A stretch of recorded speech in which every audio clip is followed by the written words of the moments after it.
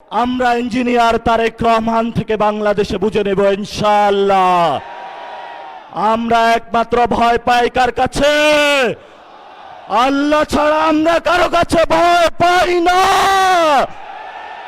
হে মালিক, তুমি আমাদের রক্ষাকারী, তুমি আমাদের রিজিক দাতা।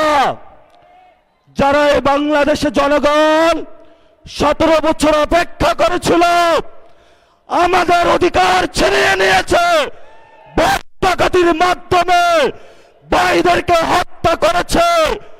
আরশের মালিক তোমার মালিকের বিচারে আমরা বিচার রেখে গেলাম। তুমি তাদের দৃষ্টান্তমূলক শাস্তি বাংলার মাটিতে জনগণের সামনে করবে। আমরা আল্লাহর কাছে শুকরিয়া জানাচ্ছি যে আল্লাহ তাআলা জনগণের সামনে যারা ভোট ডাকাত তাদেরকে উন্মোচন করতে আমরা সক্ষম হয়েছি। বাংলাদেশে ওরা শুধু ভোট চুরি করে নাই, ডাকাতি করেছে।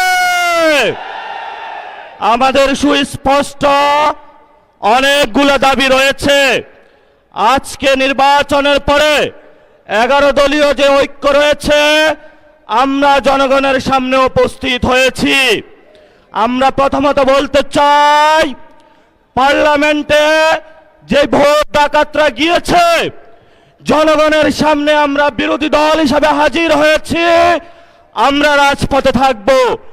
কড়ায় গন্ডায় ইঞ্চি ইঞ্চি করে জনগণের উপরে যারা ভোটের ইঞ্জিনিয়ারিং করেছে, ভোট ডাকাতি করেছে, নতুনভাবে জুলুম চাপিয়ে দেবার চেষ্টা করছে, আমরা তাদের কাছ থেকে বুঝে নেব ইনশাআল্লাহ। আমি সংক্ষিপ্ত কথা বলবো। আমাদের ভাই শহীদ উসমান হাদি আজকে আমাদের মধ্যে থাকতে পারতেন। সংসদ সদস্য হিসাবে ঢাকা 8-এর আল্লাহ ওনাকে শহীদ হিসাবে নিয়ে গিয়েছেন। আমরা বিচারের দাবিতে মাঠে গিয়েছি। আজকেই যেহেতু বিরোধী দলীয় যাত্রা হচ্ছে এই বায়তুল মোকাররম থেকে, আমি সরকারের কাছে আহ্বান জানাবো, দেশের কাছে আহ্বান জানাবো, প্রশাসনের কাছে আহ্বান জানাবো, আপনারা দ্রুত গতিতে শহীদ উসমান হাদি ভাইয়ের হত্যাকাণ্ডের বিচার যাতে হয় সেই উদ্যোগ নিন। আমাদেরকে এতদিন বলা হয়েছে বিচার এবং নির্বাচন মুখোমুখি দাঁড় করাবেন না। আমরা মরিয়া প্রমাণ করিলাম যে আমরা নির্বাচন বিরোধী নই। এখন সময় এসেছে শহীদ উসমান হাদি ভাইয়ের হত্যাকাণ্ডের বিচার করতে হবে। তৎকালীন সময়ে সংস্কারের নিয়ে বলা হয়েছিল, সংস্কার এবং নির্বাচন বিরোধী করার চেষ্টা চালানো হয়েছিল, ট্যাগ দেওয়া হয়েছিল, ওরা নির্বাচন চায় না। আমরা তোমাদের চোখে আঙ্গুল দিয়ে দেখিয়েছি আমরাই বাংলাদেশে গণতন্ত্র চাই, তোমরা চাও ভোট ডাকাতি করতে। এখন সময় এসেছে, কোন 9-6 চলবে না। সংস্কারে জনগণে যে হ্যাঁ ভোটে ম্যান্ডেট দিয়েছে, দ্রুত বাস্তবায়ন করতে হবে। সাথে সাথে বাংলাদেশে সন্ত্রাস, চাঁদাবাজি, দখলদারিত্ব বন্ধ করার উদ্যোগ নিতে হবে। এবং নির্বাচনের আগে আমরা এই বায়তুল মোকাররমে দাঁড়িয়ে একটি প্রটেস্ট করেছিলাম। ভোট ডাকাতির জন্য আমাদের জামাত ইসলামের এক ভাইকে খুন করা হয়েছিল। আমরা বলেছিলাম আমরা আবার আসবো, দ্বিগুণ হয়ে আসবো। এসেছে দ্বিগুণ হয়ে। আমাদের ভাইয়ের হত্যার বিচার বুঝে নিতে হবে। রাজপথ সংগ্রাম জারি রাখতে হবে।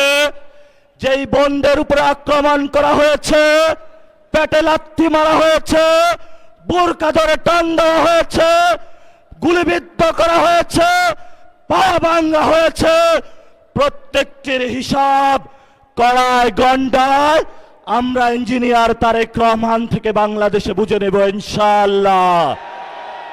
আমরা একমাত্র ভয় পাই কার কাছে?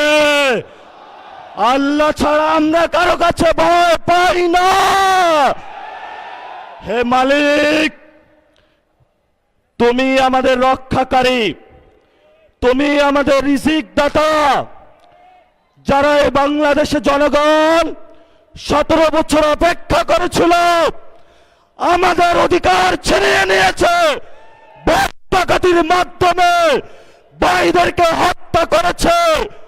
আয়েশের মালিক তোমার মালিকের বিচারে আমরা বিচার রেখে গেলাম, তুমি তাদের দৃষ্টান্তমূলক শাস্তি বাংলার মাটিতে জনগণের সামনে করবে। আমরা আজকে তোমার মসজিদের সামনে বিচার রেখে গেলাম। বাংলাদেশের মানুষ হতাশ হবেন না, লা তাহজান ইন্নাল্লাহা মানা, আল্লাহ আমাদের সাথে আছেন, শক্তিমান, ভয় নাই, জয় করব আমরা ইনশাআল্লাহ। দ্বিগুণ হয়ে পার্লামেন্টে যাব।